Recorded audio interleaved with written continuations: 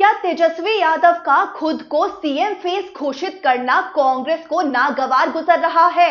India गठबंधन में सब कुछ सही चल रहा है या अंदर ही अंदर कुछ पक रहा है? बिहार चुनाव जैसे जैसे नजदीक आ रहे हैं, राजनीति भी उतनी ही दिलचस्प होती जा रही है। विपक्षी इंडिया गठबंधन के अंदर एक ऐसा मुद्दा गरमा गया है जिसने सीधा सीधा नेतृत्व पर सवाल खड़े कर दिए, और ये मुद्दा है मुख्यमंत्री पद के चेहरे का, यानी सीएम फेस का। तेजस्वी यादव ने खुद को इंडिया गठबंधन का सीएम कैंडिडेट घोषित कर दिया है, लेकिन कांग्रेस ने इस पर हाथ झाड़ लिया है।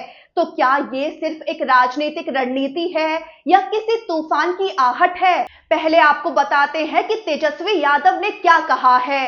तेजस्वी यादव ने एक प्रेस कॉन्फ्रेंस में साफ साफ कहा कि इंडिया गठबंधन की बैठक में ये तय हो चुका है कि वो ही बिहार चुनाव में विपक्ष की ओर से सीएम फेस होंगे।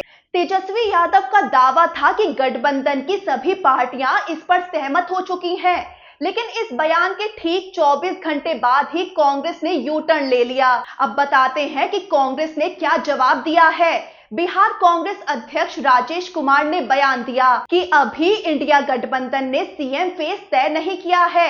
उन्होंने कहा कि हमारी प्राथमिकता अभी बीजेपी और एनडीए को हराना है। मतलब साफ है कि कांग्रेस तेजस्वी यादव को सीएम फेस घोषित करने को तैयार नहीं है। तो अब बड़ा सवाल उठा कि तेजस्वी यादव को ऐलान करने की इतनी जल्दी क्यों थी।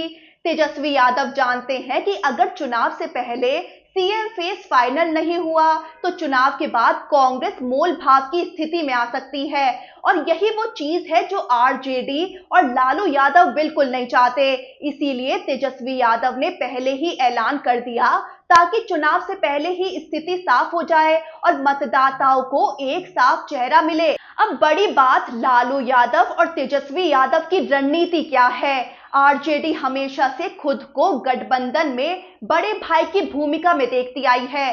कांग्रेस को वो छोटे भाई की भूमिका में ही रखना चाहती है, लेकिन अब कांग्रेस में बदलाव की कोशिशें हो रही हैं। दिल्ली चुनाव के बाद पार्टी अपनी खोई हुई ताकत लौटाने की कोशिश कर रही है, और इसी रास्ते पर अब वो बिहार में उतर रही है। अब समझते हैं कि कांग्रेस को ऐतराज क्या है।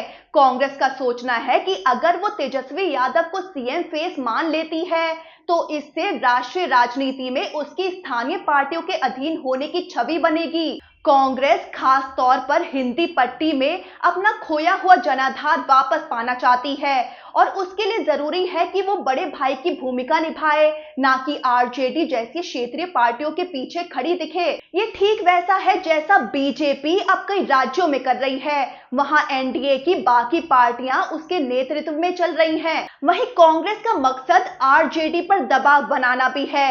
कांग्रेस चाहती है कि उसे उसके मुताबिक सीटें मिले, और अगर अभी तेजस्वी यादव को सीएम फेस घोषित कर दिया तो उसका असर कम पड़ जाएगा।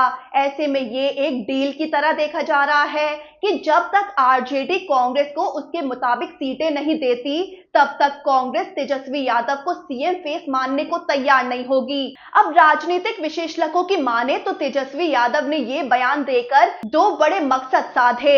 एक, वोटरों को एक स्पष्ट चेहरा देना ताकि प्रचार में मजबूती मिले। दूसरा, कांग्रेस पर दबाव बनाना ताकि वो सीएम फेस पर रजामंदी देने के लिए मजबूर हो जाए। वहीं कांग्रेस इस बात से परेशान है कि इससे उसका असर कमजोर दिखेगा, और ये एक ऐसी स्थिति है जिससे पार्टी बचना चाहती है।